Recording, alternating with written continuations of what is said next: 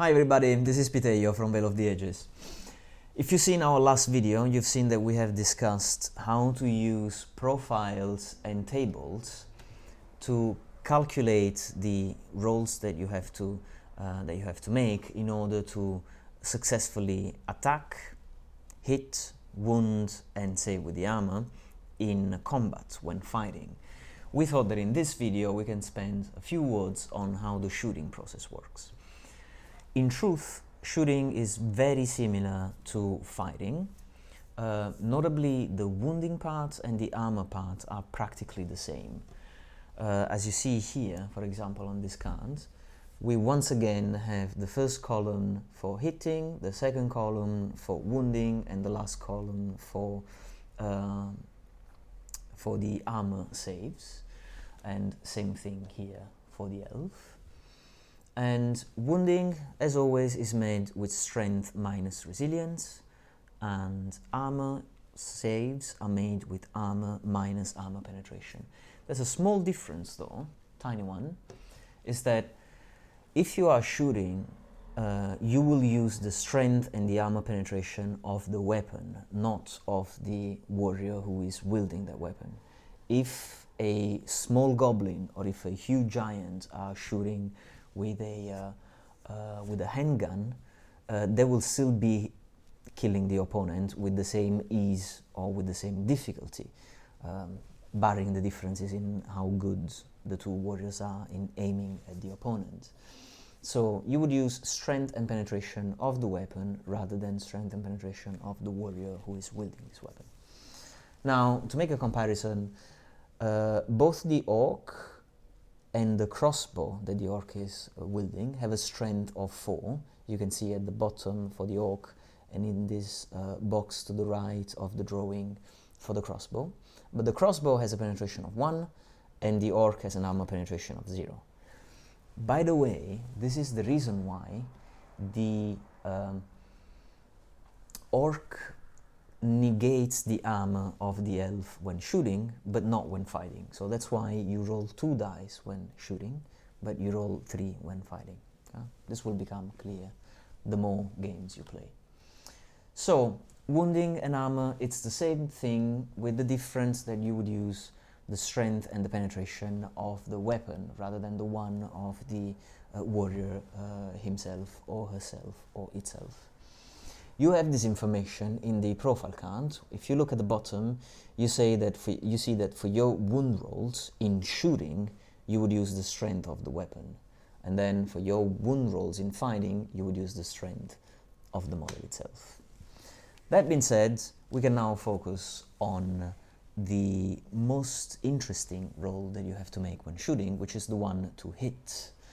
Now, so far, we have seen that, for example, the orc hits with a 4+, and then we have seen that this box below the image of the orc tells you something about the shooting modifiers. So, for example, it tells you that if you make no movement but you are shooting beyond 15 inches, that 4+ becomes a 5+.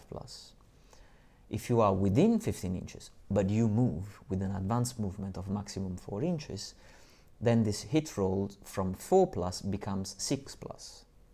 And if you both advance and are beyond 15, the orc will surely miss its target, and so shooting is not possible at all. Okay? Now, this is something that I can put on a card as long as the situation is not too complex. But as you've seen in the previous videos, we have moving, non-moving as a possible penalty to the hitting roll. We have long distance, short distance as a possible penalty.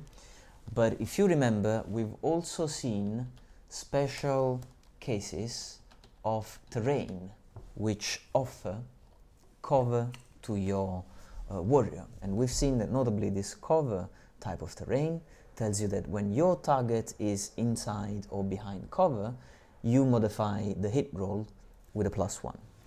So how do all these modifiers come together in play? Well, I think that we can make a small example. We can take an orc and we can place the orc here. We can take an elf and place the elf over here. All right. So let's see. This is the arrangement we have now. There's an orc, there's an elf. They are a certain amount of inches away. I can control this. They're 7 inches away. Okay. Now in this card, you would see roll a 4+ yellow to hit and a 3+ green to wound. How do we get these numbers? By using the profile. Well, you see here that you would look at the aim value for your hit rolls when shooting. So we look at the card for the orc, and we see that the orc has an aim of 4+. This is the 4+ that you have on the basic card. Okay? This is where you get this 4+ from. Now, about wounding, we've seen that you have to use the weapon strength minus the enemy resilience, the weapon strength. So the strength of the crossbow in this top right box is 4. The resilience of the elf is 3. You see this in the second line of the profile to the bottom. 4 minus 3 is 1. You look for the 1 in the wound line, you go below in the success, and you find that that's a 3+. Okay?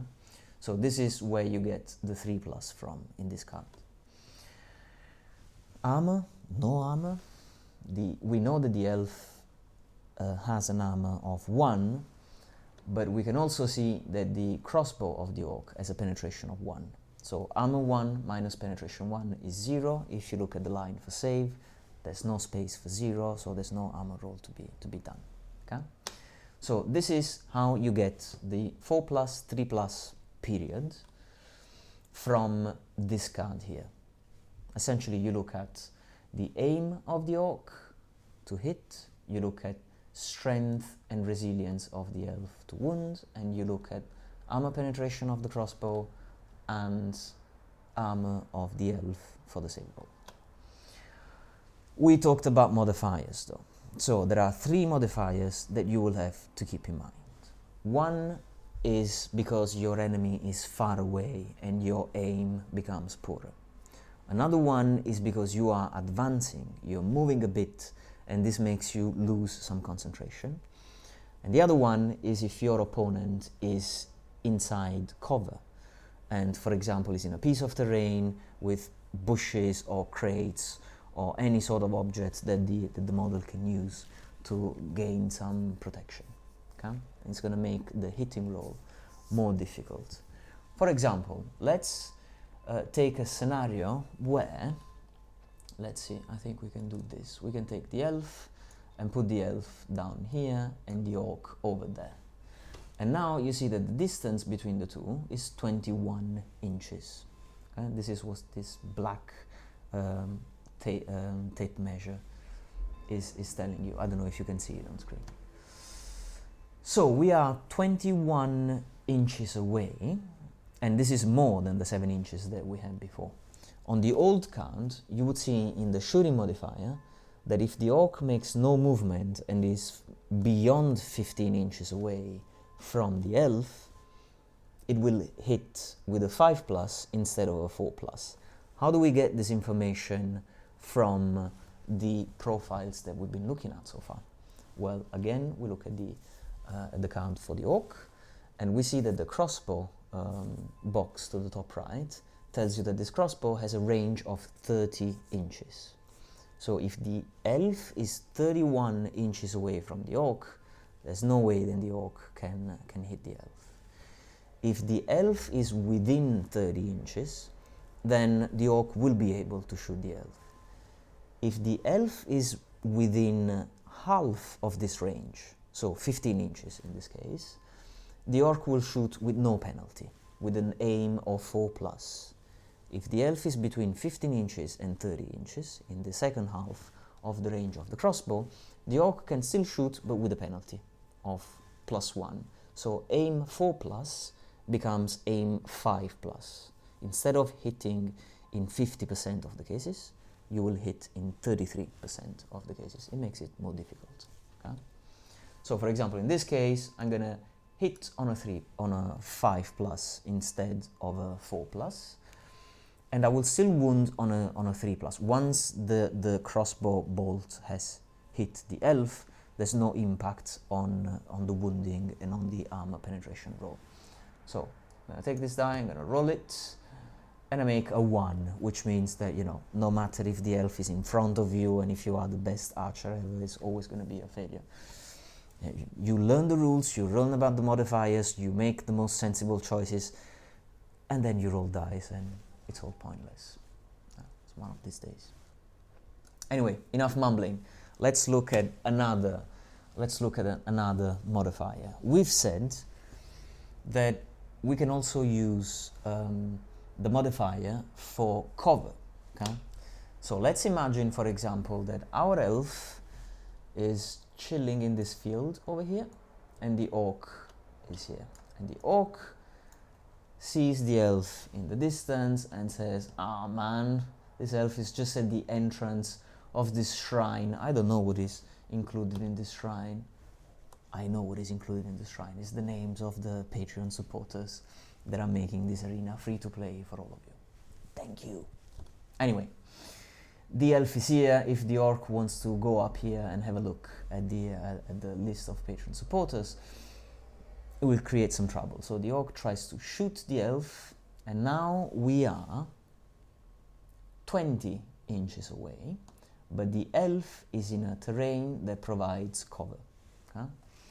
So in this case, we know that we have to modify the hit roll with a +1 because of cover.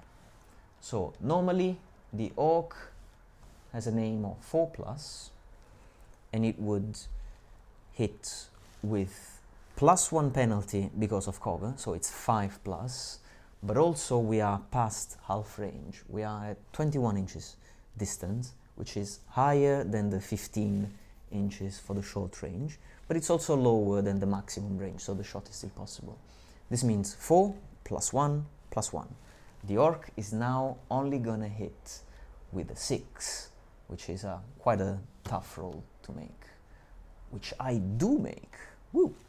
So in this case, quickly, let's go to the wounding roll. Strength of the crossbow is 4.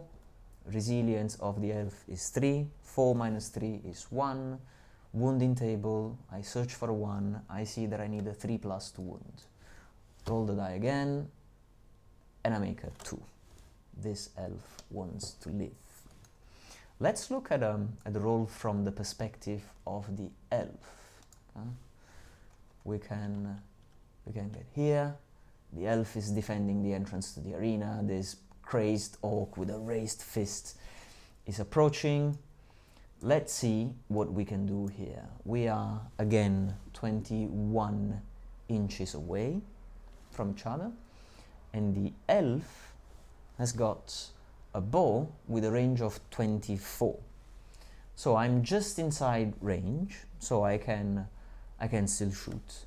But maybe, let's imagine that this elf wants to advance, let's say 3 inches, so he gets closer to the orc and can shoot with higher probabilities of winning in the next turn. The elf is making an investment here, taking a good position and getting closer to the enemy.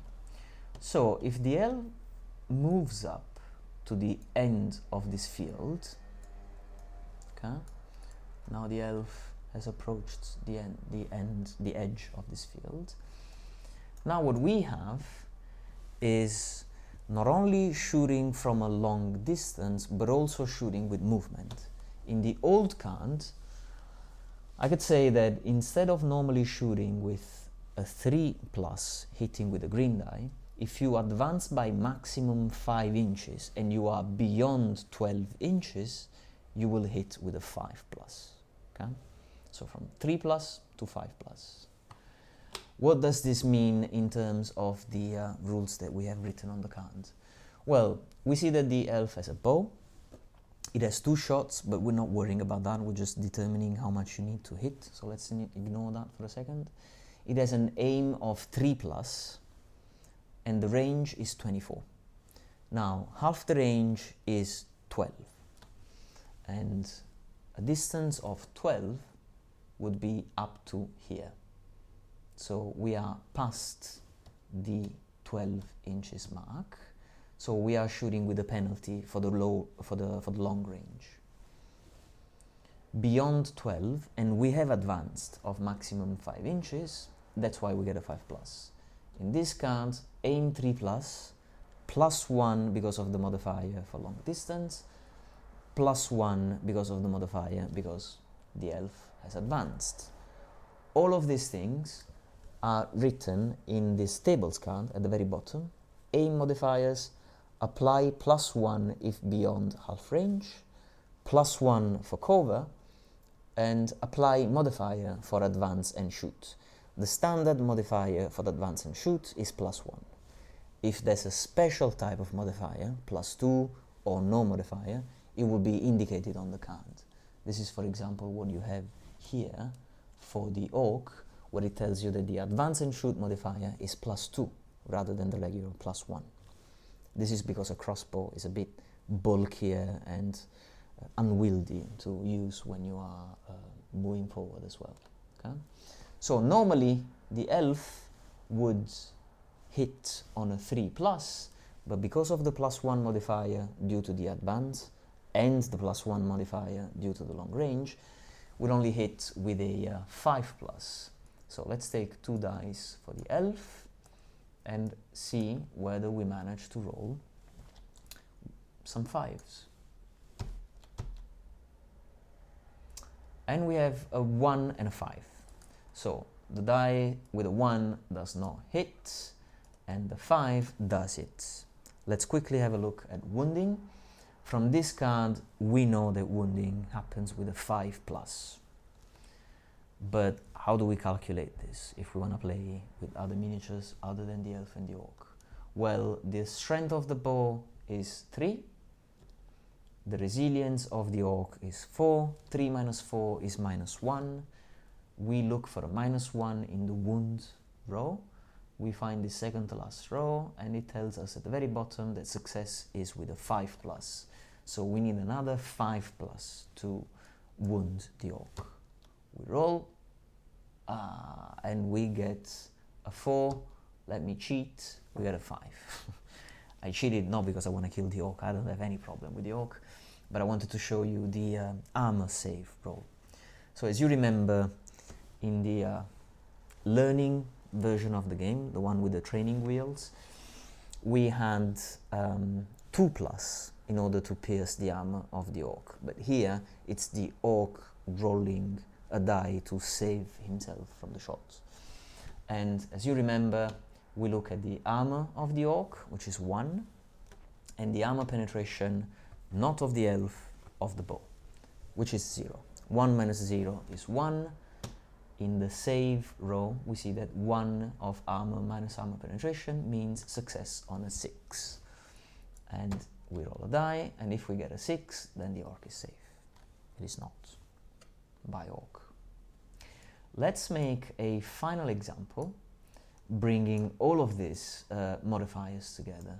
So we said now that the orc is 17 inches away from the elf, right? So what do you think? Should the orc shoot at the elf from here, or should the orc try and get closer to the elf and then shoot from a closer distance? Well, hypothesis number 1. The orc shoots at the elf without advancing. Okay? We are 17 inches away, so we would use this. We would not use this card. We've learned how to use profiles. Why are we looking at the old ones? Looking at the profile. Aim 4 plus. The range of the crossbow is 30, so that means that anything beyond its half, 15, is going to get a modifier. The elf is 17 inches away, so that means the modifier applies. This 4 plus becomes 5. Also, we apply the modifier for cover, and that means that this 5 plus becomes a 6. Okay? If the orc stays put and shoots, it's going to have a basis aim or 4 plus, and then a +1 for cover and a +1 for long range, only hitting with a 6. This is what the orc needs to roll if it stays put. What happens if the orc advances by maximum 4 inches, like so? We would be now in short range, because this is 15 inches. Okay? So we don't have the penalty anymore for advancing and shooting. We didn't have it in the first place. We don't have the penalty anymore for long range, because now we are in short range. We're only 14 inches away, which is within the short range, the half range of the crossbow, which is 30 divided by 2, 15. However, we now have to add the advance and shoot penalty, which is a +2. And this penalty goes on top of the aim, which is 4+, so that means that this is already a 6. On top of this, we have the penalty for cover, because the elf is still in that region over there. That means that we need a 7 to hit, and there is no such number on a regular die. And so that means that if the orc advances, it won't get the chance to also shoot at the elf, because the elf is hiding and the crossbow is unwieldy to use when you are moving forward. So if the orc wants to shoot the elf, it better stay put, because the advance and shoot modifier is really punishing for the orc. Before we conclude the video, a brief word on why all of this is interesting. And as you might suspect, the point is that we can create very different shooting weapons. So for example, the crossbow has a very long range, has a high strength, has some armor penetration, so it's a very good weapon, but it has a very high penalty for advance and shoot. The bow has a regular penalty of +1 for advance and shoot, that's why it's not listed here. But it has no penetration, it only has strength 3, and it has a shorter range than the crossbow. So there's a bit of trade-offs there. And we can also create some fun weapons, shooting weapons, like this blunderbuss from the Infernal Dwarf. This has no penalty for advance and shoot. You can even shoot if you march, which is something that you normally cannot do with the shooting weapons. It has a strength of 5 and an armor penetration of 2, but it has a range of 10.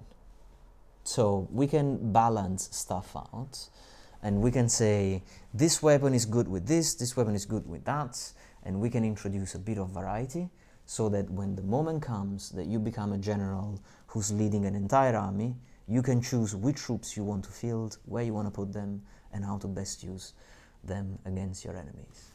But that's going to be a long ride. It's going to take some time before we get to that level. So for the moment being, keep enjoying the fights in the arena. See you in the next video.